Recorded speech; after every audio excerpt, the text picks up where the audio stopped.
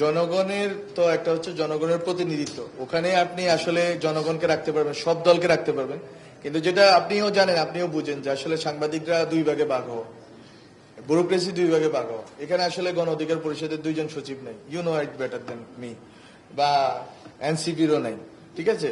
So আছে কিন্তু সচিব ওদেরই, ফলে ওইটাই বাগাবাগিটা ওখানে করছে। এটা তো আমি বলি নাই যে বাগাবাগি, আর বাগাবাগির বিষয় না, বিষয়টা হচ্ছে যে আসলে আওয়ামী লীগকে আপনি, আওয়ামী লীগের যে প্রশাসনিক কাঠামো, এটাকে আপনি বদল করতে হলে ওখানে তো লোক লাগবে, আপনি তো এটা খালি রাখতে পারেন না।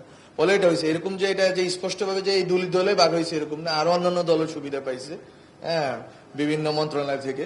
তো যাই হোক, তো বিষয় হচ্ছে যে আমি শেষ করি, আমার জায়গাটা ছিল এরকম যে আমি আমার জায়গা থেকে চেষ্টা করতেছি এবং আমি অনেকগুলো যে আলোচনাগুলো সেগুলো অ্যাড্রেস করার চেষ্টা করলাম। আমরা অন্তত ওয়েজ বোর্ড, সাংবাদিকতা সুরক্ষা আইন এবং গণমাধ্যম কমিশন আমরা এগোতে চাই, এই জায়গাগুলোতে আমরা থাকলাম।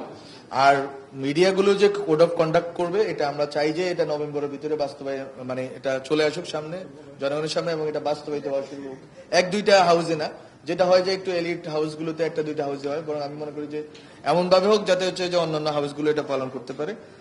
আর আর বাকি রাজনৈতিক আলোচনাটা হচ্ছে রাজনৈতিক দলগুলোর সদিচ্ছার উপরে এই দেশের ভবিষ্যৎ নির্ভর করতেছে, এবং সংস্কার এবং বিচার সবকিছুই রাজনৈতিক দলগুলোর সদিচ্ছা এবং ঐকমত্যের উপর নির্ভর করে।